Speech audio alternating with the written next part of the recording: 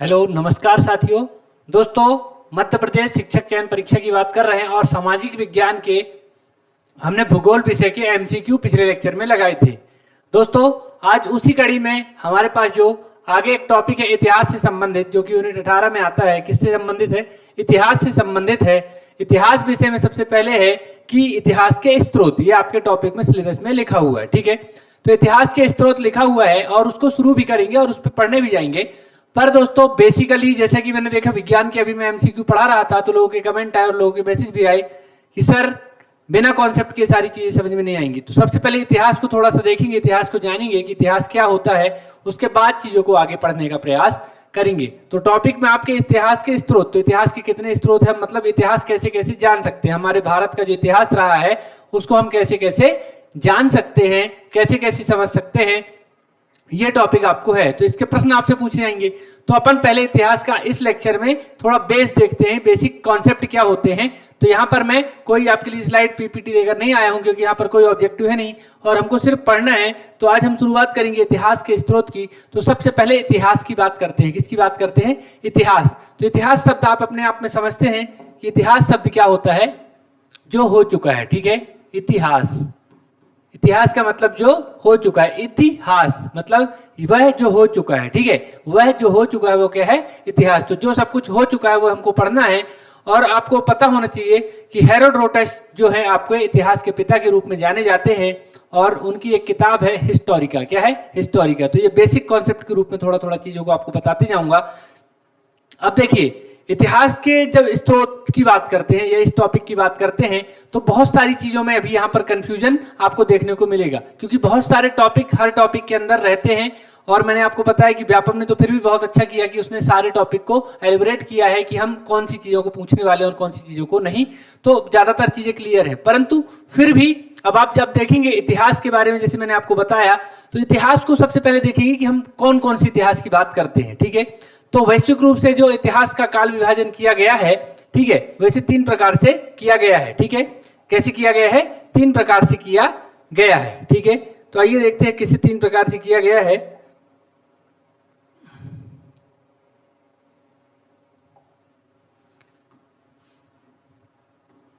ठीक है, 3 प्रकार से किया गया है।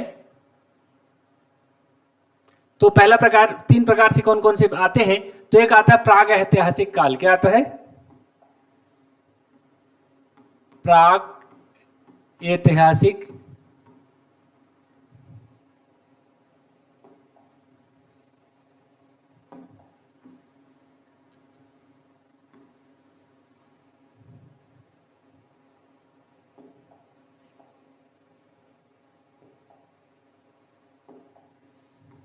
क्या आता है?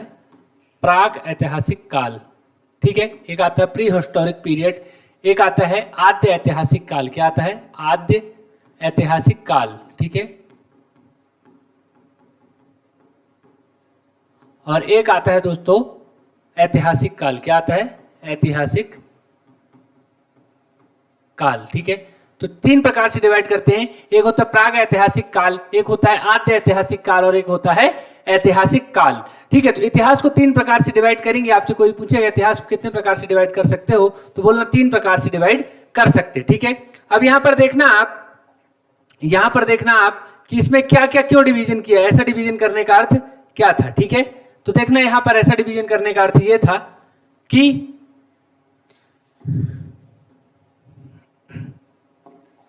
देखिए, प्राग ऐतिहासिक काल किस काल को कहेंगे? उस काल को कहेंगे प्राग ऐतिहासिक काल जिस काल के हमारे पास सिर्फ पुरातात्विक साक्ष्य हैं। कैसे साक्ष्य हैं? पुरातात्विक साक्ष्य। ठीक है, देखिए इतिहास जानने के 2 प्रकार के स्रोत आपको मिलेंगे। ठीक है, एक पुरातात्विक और एक ऐतिहासिक। कैसे? ठीक है, साहित्यिक। तो पुरातात्विक और साहित्यिक 2 प्रकार के स्रोत मिलेंगे। पुरातात्विक में बहुत सारी चीजें आएंगी, जैसे स्तंभ लेख, शिलालेख, गुहालेख, चित्र, मूर्ति, सिक्के, ये सब क्या कहलाएंगे? पुरातात्विक। और साहित्यिक में क्या कहलाएंगे? जो भी धर्म ग्रंथ है, किताबें हैं, साहित्य है, विदेशियों के धर्म ग्रंथ है, ये या विदेशियों के ग्रंथ हैं, विदेशियों की साहित्य है, वो सब क्या आएंगे? साहित्यिक स्रोत में। तो 2 प्रकार के स्रोत होंगे इतिहास जानने के। एक कौन सा होगा? पुरातात्विक, और एक होगा साहित्यिक। ठीक है, तो जो वो इतिहास का वो पीरियड जहां पर हमको कोई साहित्य नहीं मिलता, साहित्यिक स्रोत नहीं मिलते हैं, वो कौन सा इतिहास का काल कहलाता है? तो वो काल कहलाता है प्राग ऐतिहासिक काल। क्या कहलाता है? प्राग ऐतिहासिक काल। तो उस काल को प्राग ऐतिहासिक काल कहेंगे जिस काल में हमको सिर्फ पुरातात्विक साक्ष्य मिलते हैं। क्या मिलते हैं? पुरातात्विक साक्ष्य मिलते हैं। तो इस बात को बार बार याद रखना होगा आपको कि आपसे ऑब्जेक्टिव टाइप प्रश्न में पूछ सकता है कि वह काल जिसमें सिर्फ पुरातात्विक साक्ष्य मिलते हैं वो इतिहास का कौन सा काल है। तो ऑप्शन रहेंगे प्रागैतिहासिक काल, आद्यैतिहासिक काल और ऐतिहासिक काल। तो आपको उत्तर देना होगा कि वो प्रागैतिहासिक काल है जहां कोई साहित्यिक स्रोत नहीं मिलता। जैसे कि उदाहरण के रूप में आप इसमें जान सकते हो कि पुरापाषाण काल की जो बातें हैं,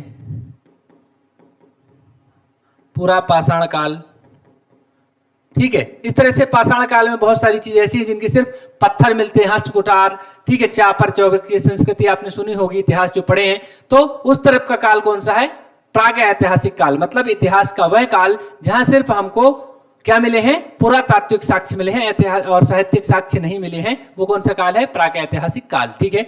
इसके बाद आद्य ऐतिहासिक काल। कौन सा? आद्य ऐतिहासिक काल, ठीक है। तो आद्य ऐतिहासिक काल में आप देखो कि आपको क्या मिलेगा। आद्य ऐतिहासिक काल क्या होता है? तो आद्य ऐतिहासिक काल में यहां पर पुरातात्विक भी मिलेंगे। क्या क्या मिलेंगे? पुरातात्विक प्लस साहित्यिक, दोनों प्रकार के स्रोत मिलेंगे। किस किस प्रकार के? पुरातात्विक और साहित्यिक। या फिर लिपि मिलेगी। यहां पर लिपि का कोई ज्ञान नहीं था, लिपि नहीं है, यहां पर लिपि है लेकिन यह लिपि अभी तक पढ़ी नहीं गई है, पढ़ी नहीं जा सकती, ठीक है। तो पढ़ी नहीं जा सकती। तो इतिहास का वो काल जहां पुरातात्विक साक्ष्य मिले और ऐतिहासिक साक्ष्य मिले, साहित्यिक साक्ष्य मिले, परंतु उनको उसको पढ़ा ना गया हो, ठीक है। जैसे कि आपका सिंधु घाटी सभ्यता का आपने नाम सुना होगा। कौन सी सभ्यता? सिंधु सभ्यता, ठीक है। सिंधु सभ्यता का आपने नाम सुना होगा। तो सिंधु सभ्यता किसमें आती है? आद्य ऐतिहासिक काल में। कि वह काल, इतिहास का वह काल जिसमें आपको क्या मिलता है? पुरातात्विक साक्ष्य भी मिलते हैं और साहित्यिक साक्ष्य मिलते हैं, या फिर लिपि भी मिलती है, परंतु उस लिपि को पढ़ा नहीं जा सकता। जैसे कि ये आपने सिंधु घाटी सभ्यता या हड़प्पा सभ्यता की लिपि को अभी तक पढ़ा नहीं गया है, ठीक है। तो इस काल को क्या कहते हैं? आद्य ऐतिहासिक काल। उदाहरण भी आप बता देंगे। पूछेगा सिंधु घाटी सभ्यता किस काल का उदाहरण है? तो आप क्या बताओगे? सिंधु घाटी सभ्यता आद्य ऐतिहासिक काल का उदाहरण है, ठीक है। फिर ऐतिहासिक काल। ऐतिहासिक काल का मतलब ये होता है दोस्तों जहां पर पुरातात्विक साक्ष्य भी मिलते हैं प्लस साहित्यिक साक्ष्य मिलते हैं और दोनों, इनको पढ़ा भी जा सकता है। तो ये कौन सा काल कहलाता है? ऐतिहासिक काल। तो भारत का जितना भी वैदिक काल है ये है जिनके आपको साक्ष्य को, वेदों को पढ़ा जा सकता है। हालांकि वेदों को किसी काल में इस रूप में लिया नहीं जाता है, ठीक है। तो आपको ऐतिहासिक काल में आप समझ गए, जो भी लिपि है वो पढ़ी जा सकती है, सारी चीजों को पढ़ा जा सकता है, देखा जा सकता है, लिखा जा सकता है, इसके पुरातात्विक साक्ष्यों को समझा जा सकता है। तो ये क्या होते हैं? ऐतिहासिक काल। तो इतिहास को 3 भागों में डिवाइड किया गया: प्रागैतिहासिक काल, आद्य ऐतिहासिक काल और ऐतिहासिक काल। प्रागैतिहासिक काल क्या है? इतिहास का वह काल जहां पर पुरातात्विक साक्ष्य मिले हैं और कोई लिपि का ज्ञान नहीं है, ठीक है, और लिपि नहीं मिली है। आद्य ऐतिहासिक काल क्या है? वह काल जहां पर पुरातात्विक साक्ष्य मिले हैं, कोई लिपि भी मिली है, मतलब कोई साहित्य भी मिले हैं, पर उसको पढ़ा नहीं जा सका। जैसे कि हड़प्पा सभ्यता। हड़प्पा सभ्यता की जितनी मोहरें मिली उनमें क्या लिखा है वो कोई पढ़ा नहीं है, ठीक है। खरोष्टी लिपि में लिखी है, ब्राह्मी लिपि में लिखी है, कोई पढ़ा नहीं सकता, ठीक है। इसके बाद ऐतिहासिक काल जहां पर कि पुरातात्विक साक्ष्य और साहित्यिक साक्ष्य दोनों हैं और उन साहित्यों को अच्छे से पढ़ा जा सकता है, ठीक है। तो इस प्रकार से ये आपके इतिहास के 3 मुख्य रूप से जो विभाजन किए जाते हैं वो यहाँ पर आपको देखने को मिल जाएंगे, ठीक है। तो इतिहास के जब स्रोत की बात करेंगे तो आप सोचो पुरातात्विक स्रोत भी आपको मिलने वाले हैं ये पाषाण काल के, ठीक है ना। फिर यहाँ पर आपको ये सिक्के विक्के सब मिलने वाले हैं। अभी आपको उस पर जाने वाला हूं मैं स्रोतों पर अभी आप इतिहास के बेस को समझो कि इतिहास में आपको क्या पढ़ना होता है। और इतिहास इस 3 प्रकार के काल में डिवाइड होता है: प्राग ऐतिहासिक काल, आद्य ऐतिहासिक काल और ऐतिहासिक काल, ठीक है। अगले पेज की ओर जाता हूं और मांगते हैं कि भारत में हमारे यहाँ अध्ययन की दृष्टिकोण से इतिहास को हम 3 भागों में डिवाइड कर लेते हैं। कितने भागों में? 3 भागों में डिवाइड कर लेते हैं, ठीक है। तो देखना कौन कौन से 3 भाग आएंगे भारत में इतिहास की दृष्टिकोण से।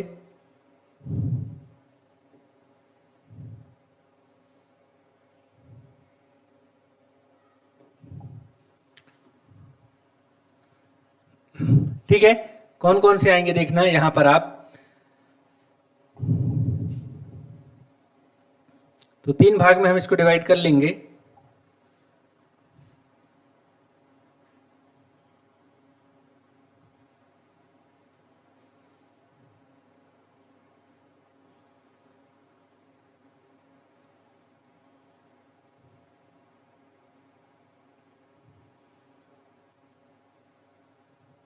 इन 3 भागों में इसको डिवाइड करते हैं। ठीक है, भारत में जो डिवाइड किया जाता है इतिहास को, किसको, इतिहास को डिवाइड किया जाता है, वो 3 भागों में डिवाइड किया जाता है। तो देखना कौन कौन से वो भाग हैं। ठीक है,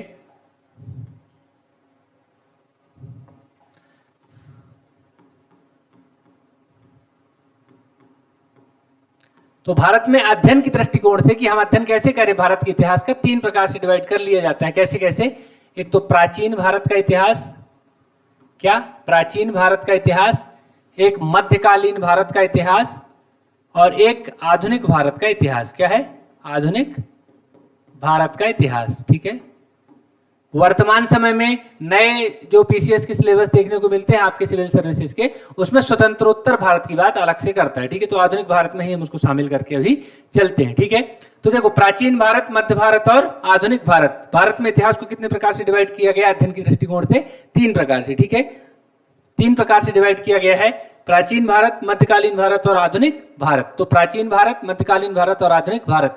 संपूर्ण इतिहास को वैश्विक दृष्टिकोण से प्रागैतिहासिक काल, आद्यैतिहासिक काल और ऐतिहासिक काल। ठीक है, तीनों प्रकार से डिवाइड, यहां पर भी 3 प्रकार से डिवाइड किया गया है, प्राचीन भारत का इतिहास, मध्यकालीन भारत का इतिहास और आधुनिक भारत का इतिहास। तो इसको डिवाइड कैसे किया गया? कोई तो बेस रहा होगा, ऐसा तो नहीं अपने मन से कि ये 50 150 बांट दिया या 3 भाग में बांट दिया, ऐसा कुछ तो रहा नहीं होगा कि सबका टाइम पीरियड बराबर रहा होगा, ऐसा नहीं था। ठीक है, देखना यहां पर क्या होता है, नई स्लाइड में आपको बताता हूं। ठीक है, देखना यहां पर आपका क्या होता है,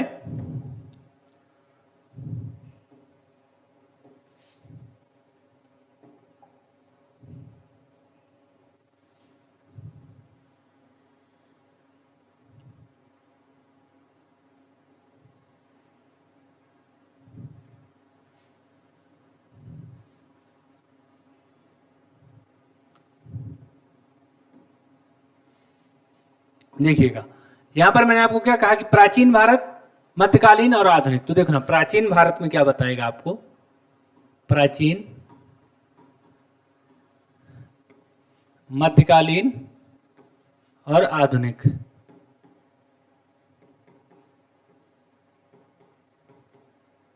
ठीक है, 3 प्रकार से इतिहास को डिवाइड कर दिया। तो क्यों डिवाइड किया? क्या इसका बेस था कि हम प्राचीन भारत को कब खत्म मान के और मध्यकालीन भारत में चले जाएं, मध्यकालीन भारत से आधुनिक भारत में चले जाएं? तो एक जब बड़े परिवर्तन होते हैं इतिहास में, जब कोई बड़ा परिवर्तन हुआ, बहुत बड़ा सामाजिक आर्थिक स्थितियां बदल गई, उसके बाद जो परिवर्तन आया, तो उस तरह से इतिहास के काल को विभाजित किया गया। जैसे भारत में इतिहास चला आ रहा था, अपने इतिहास अपनी गति से चल रहा था, सामाजिक सांस्कृतिक व्यवस्था भारतीयों की चल रही थी, और क्या होता है कि 712 ईस्वी में, कब होता है? 712 ईस्वी में भारत में पहला इस्लामिक आक्रमण होता है या मुसलमानों का आक्रमण होता है सबसे पहला। कब होता है? 712 ईस्वी में। कब होता है? 712 ईस्वी में। देखो, 2 चीज होती है, एक होती है ईस्वी और एक होता है ईसा पूर्व। ठीक है, क्या होता है? एक होती है ईस्वी और एक होता है ईसा पूर्व। ठीक है, तो ये मान के चलो टाइमलाइन अगर है, यहाँ पर 0 है, तो 0 से पहले का जो पीरियड है वो ईसा पूर्व है। क्या है? ईसा पूर्व, बीसी। और जो इस 0 के बाद का है वो एडी है। ठीक है, ठीक है, तो यहां पर ईसा पूर्व है और ईसवी है। ठीक है, ये क्या है? ईसा पूर्व और ये है ईसवी। ठीक है, तो सब ग्रेगोरियन या अंग्रेजों के कैलेंडर के हिसाब से बनी है चीजें। तो देखो यहां पर ये बीसी है। ठीक है, बिफोर क्राइसिस आफ्टर डेथ। ठीक है, तो बिफोर क्राइसिस क्या था? मतलब जब ईसा मसीह के जन्म से पूर्व, यहां पर ईसा मसीह से पूर्व में जो बातें थी, तो जो बीसी की बात करते हैं, अर्थात जैसे अभी सन 2000 चल रहा है और मैं आपसे बोलूं कि हमारी जो सिंधु घाटी सभ्यता है वो 3000 साल पुरानी है। ठीक है, तो 3000 साल पुरानी अर्थात की 3000 बीसी पुरानी है। कितनी है? 3000 बीसी पूर्व की है इसी, तो 3000 और प्लस 2000 अभी की, मतलब टोटल 5000 साल पुरानी है हड़प्पा सभ्यता। ठीक है, सिंधु घाटी सभ्यता कितनी पुरानी है? 5000। ठीक है, जैसे अगर मैं बोलूं वैदिक सभ्यता 1500 बीसी की है। कब की है? 1500 बीसी की। तो 1500 बीसी वो और 2000 ये, तो मतलब 3500 साल पुरानी वैदिक सभ्यता है। ठीक है, और एडी बोलूं तो अभी माइनस हो जाएगा। जैसे मैं बोलूं कि 500 एडी, तो समझ जाओगे आज से 1500 साल पहले, अगर वर्तमान में 2000 सन चल रहा है तो आज से 1500 साल पहले, अर्थात कि 500 एडी, ठीक है। तो घटता है और इसमें जुड़ता है। तो बीसी का मतलब कि जब शून्य से पहले, आज से 2000 साल, ये 2000 साल जो आप जी लिए हो 2024, ये एडी के हैं, सारे काय के हैं, एडी के हैं। इसके पहले शून्य था और इसके पहले का जो समय चल रहा था वो, तो उसके समय, पहले के समय को जोड़ देंगे हम, ठीक है। जैसे आपसे कोई बोल दे कि बौद्ध धर्म कब का है, अशोक कब के थे, ठीक है, तो ये सब क्या है, बीसी के पीरियड के, ठीक है, बिफोर क्राइसिस के, तो वो ऐड होते हैं, ठीक है। तो ये बीसी और एडी का समय चलता है, ठीक है।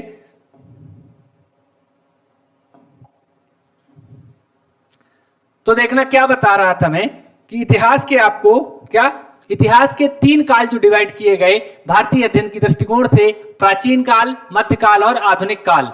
तो क्यों डिवाइड किए गए? क्योंकि इसमें एक बड़ा सामाजिक परिवर्तन आपको देखने को मिलेगा, सामाजिक, आर्थिक, राजनीतिक सारे प्रकार के परिवर्तन देखने को मिलेंगे और इतिहास पूरी तरह से बदल जाता है। तो 712 ईस्वी में इस्लाम आक्रमण हुआ भारत में, और इस्लामों के आक्रमण के बाद से भारत में पहनावा, राजनीतिक व्यवस्था, खान पान, ये सब कुछ चीजें बदल गई। और 712 से बाद का इतिहास का, जो इस्लाम आक्रमण हो जाता है उसके बाद के इतिहास को मध्यकालीन इतिहास इसलिए कहा जाता है, ठीक है। तो 712 के इतिहास से और ये 1707 तक लगभग चलता है, थोड़ा बहुत आगे पीछे तिथि होती है।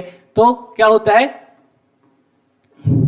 712 से 1707 तक। अब 1707 ही क्यों? क्योंकि 1707 में औरंगजेब की मृत्यु हो जाती है, और जो सबसे मजबूत ताकत अर्थात दिल्ली के सुल्तान जो औरंगजेब या जो बादशाह है, वो उसकी मृत्यु होने के बाद पूरा साम्राज्य बिखर जाता है और अंग्रेज अपने पैर यहाँ पर जमाना चालू कर देते हैं। अंग्रेज आज तो 1600 ईस्वी में गए थे, लेकिन जमाते कब से? 1707 औरंगजेब जब मर जाता है। औरंगजेब की समय किसी की हिम्मत नहीं पड़ती कि वो यहाँ पर हस्तक्षेप कर सके। तो 1707 तक का समय जो है वो मध्यकालीन भारत का। तो 712 से ईसा पूर्व तक सब कुछ भारतीय हिसाब से चल रहा था। आए थे विदेशी शासक, थोड़ा बहुत यहाँ वहाँ थे, हमला होते थे, कहीं लूटपाट होती थी, लेकिन उसके बाद से संपूर्ण रूप से इस्लामिक रूप में भारत में परिवर्तन आने लगे और इस्लामिक शैलियों का यहाँ पर बहुत सारा उदय होने लगा। धीरे धीरे सारी चीजें परिवर्तित हुई। तो 712 से 1707 तक का काल मध्यकाल का इतिहास कहा जाता है, ठीक है। तो ये शुरुआत से लेके ये जितने 50,000, 1 लाख ये सब प्राचीन भारत था, ठीक है। लेकिन 712 के बाद से कहाँ आ गया? 712 से मध्यकाल का समय आया और ये 1707 तक चला, ठीक है। तो ये कहलाता है आपका मध्यकालीन भारत। क्या कहलाता है आपका? मध्यकालीन भारत। फिर 1707 के बाद से एक मॉडर्नाइजेशन आया, दूसरी सभ्यता आ गई, अंग्रेजों का चाल चलन आ गया, अंग्रेजों का काल आ गया और पूरी आधुनिक दुनिया एक होने लगी। इसके बाद के इतिहास को कहा जाने लगा आधुनिक भारत का इतिहास। तो कितने प्रकार का इतिहास आपने पढ़ा? 3 प्रकार का। प्राचीन भारत का इतिहास शुरुआत से लेकर 712 ईस्वी तक का इतिहास, प्राचीन भारत का इतिहास। फिर इसके बाद 712 से लेकर जब मुसलमान भारत में आ जाते हैं और जब औरंगजेब की ताकत मजबूत रहती है, जब तक अंग्रेज नहीं आए होते हैं या फिर अंग्रेजों के पैर नहीं जमे होते हैं, तब तक का इतिहास मध्यकालीन इतिहास, और उसके बाद का इतिहास आधुनिक भारत का इतिहास। तो ये 3 प्रकार से इतिहास को डिवाइड किया जाता है।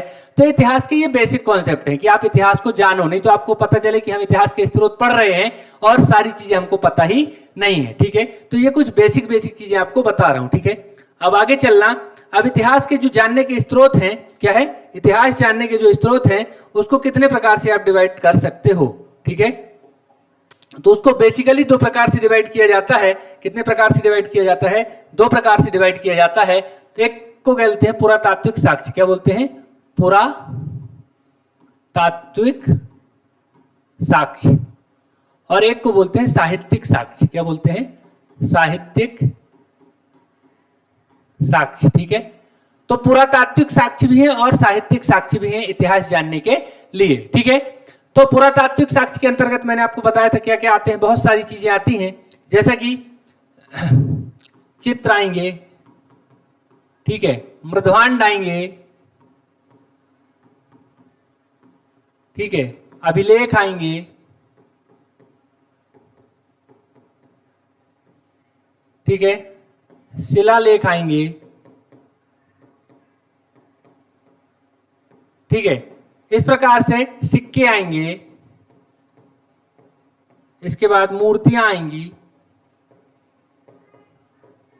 ठीक है। तो ये पुरातात्विक स्रोत कहलाते हैं। इसके बाद आपका है साहित्यिक स्रोत। कौन सा स्रोत है? साहित्यिक। तो इसमें विदेशी और धार्मिक, इसमें तो कुछ धार्मिक धर्म ग्रंथ हैं, ठीक है। धार्मिक ग्रंथ में भारतीय धर्म ग्रंथ में जैसे हिंदुओं के ग्रंथ हैं, फिर इसके बाद बौद्ध धर्म ग्रंथ हैं, ठीक है, आपको पता है शुद्ध पिटक, विनय पिटक, अभिधम पिटक, तो इसमें मिलेंगे। जैन धर्म ग्रंथ हैं, इसमें मिलेंगे। इसके बाद कुछ आपको विदेशी लेखकों के साक्ष्य मिलते हैं। क्या मिलते हैं? विदेशी लेखकों के साक्ष्य मिलते हैं। विदेशी में मूल रूप से कौन मिलता है? अरबी लेखक मिलेंगे। अरबी के बाद यूनानी लेखक भी मिलेंगे आपको यहाँ पर, यूनानी लिख दिया, और चीनी लेखक भी आपको, चीनी यहाँ पर आपको ट्रेवलर मिलेंगे। ठीक है, और भी मिलेंगे। पुर्तगीज भी एक आता है, बाद में आता है, बहुत बाद आता है, निकोलस कोंटी का आपको नाम पता है। तो इस प्रकार से आपके साहित्यिक स्रोत हैं जो कि धार्मिक ग्रंथ के हिसाब से भी धर्म ग्रंथ हैं। ठीक है, जैसे धर्म ग्रंथों में क्या साक्ष्य मिलते हैं? जैसे आपके वेद है, ये भी तो पुरातात्विक आपके इतिहास जानने के स्रोत है। ठीक है ना, जो भी आपका दशराग का युद्ध है, ठीक है, गार्गी याज्ञवल्क्य संवाद है, बहुत सारे जो भी धार्मिक ग्रंथ आपको मिलते हैं, वेदों में मिलते हैं, फिर हिंदू ग्रंथों में जो भी आपको देखने को मिलता है। ठीक है, फिर इसके बाद बौद्ध ग्रंथ हैं और जैन ग्रंथ है। हिंदू ग्रंथों में और भी जैसे पाणिनि की अष्टाध्यायी, ये बहुत सारी ऐसी किताबें आपको देखने को मिलेंगी जो आपकी इतिहास के स्रोत के रूप में आपको बताएंगे कि हम इतिहास आपको बताते हैं। ठीक है, यहाँ पर चित्र मिलेंगे बहुत सारे प्रकार के, जैसे आपको वैदिक सभ्यता के टाइम एक कांस्य मूर्ति मिलती है। ठीक है ना, और वो शिव जी की मूर्ति मिलती है। ठीक है, इसके बाद यहाँ पर बहुत सारे अभिलेख, अशोक के अभिलेख, शिलालेख, ये सारी चीजें मिलती हैं, पुरातात्विक खोदते हैं। ठीक है ना, यहाँ पर नर्मदा मानव का जो खोपड़ी मिली, तो ये सब क्या बताते हैं? इतिहास जानने के स्रोत हैं। ठीक है ना, इसकी विधियां अलग अलग होती हैं। ठीक है ना, तो वो सारी चीजों पर भी चर्चा होगी। पर दो प्रकार के स्रोत मुख्य रूप से, पुरातात्विक और साहित्यिक। साहित्य में जैसे अरबी लेखक, बहुत सारे अरबी लेखक आए हैं, मुसलमानों के साथ आए। ठीक है ना, उसके बाद यूनानी लेखक भी आपको पता है, जैसे मेगास्थनीजाय था, उसकी किताब है इंडिका, उसने अपनी किताब में बहुत सारा वर्णन किया हुआ है। चीनी यात्री फाहियान, ठीक है, बहुत सारे आए हैं। तो इस तरह से ये आपके इतिहास को बताएंगे कि हमारा इतिहास कैसा रहा है। इतिहास को स्रोत से मतलब क्या है कि किस काल में क्या हुआ, इसको जानने के। जैसे सिकंदर का जब यहाँ पर आक्रमण हुआ तब कौन कौन सी चीजें आपको देखने को मिली, क्या क्या आपको देखने को मिलता है, उससे डेट तिथि का ज्ञान होता है। यूनानी आए, ठीक है, यूनानियों ने क्या क्या चीज भारत को प्रदान की, क्या तिथि, सब भारत को मालूम हुआ। तो ये इतिहास के स्रोतों से मालूम होता है कि इतिहास के स्रोत ये हैं और इनसे हमको ये सारी चीजें, ये सारी जानकारी मिलती है। तो जो टॉपिक आपका है इतिहास के स्रोत, उसके पहले ये कुछ बेसिक कॉन्सेप्ट या बेसिक चीजें आपको जानने आवश्यक थी। अब इतिहास जानने के जब स्रोत आप पढ़ोगे किसी भी किताब से, तो आपको सामान्य रूप से समझ में आएगा कि ये पुरातात्विक स्रोत है, ये साहित्यिक स्रोत है। ठीक है ना, और आपसे इतिहास के विभाजन के बारे में कुछ पूछ ले, कहीं से भी कोई प्रश्न पूछेगा तो थोड़ा सा आपकी समझ डेवलप होगी। ठीक है, आप अगर कमेंट करेंगे तो मैं आपको इसका डिस्क्रिप्टिव वीडियो बनाऊंगा, और नहीं तो फिर हम ऑब्जेक्टिव टाइप वीडियो तो आगे चल रहे हैं, जो कि आपके यहाँ पर क्या होगा, इतिहास जानने के स्रोत पर साहित्य, जो कि ऑब्जेक्टिव प्रश्नों के रूप में होगा, और वो प्रश्न आपको डील करने होते हैं अपने स्तर पर। ठीक है, तो आप कमेंट करके बताएंगे, और चैनल से जरूर सब्सक्राइब करें चैनल को, और इसको शेयर भी करते रहें। बहुत बहुत धन्यवाद।